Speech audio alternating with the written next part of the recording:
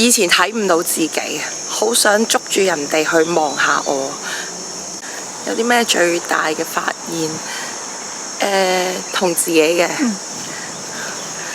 就係今朝早有尋日揾到個課題，就係唔知點解好想佔有人哋嘅，係啦。咁跟住頭先就係再做埋下半 part 啦，發覺原來呢個佔有人或者就係因為以前睇唔到自己，好想捉住人哋去望下我。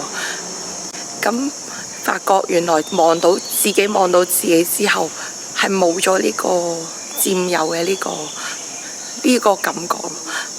跟住就覺得哇，好舒服啊！原來係好平衡嘅大家。同埋頭先個舞動嗰度呢，即係學習咗點樣同唔同嘅關係去流動。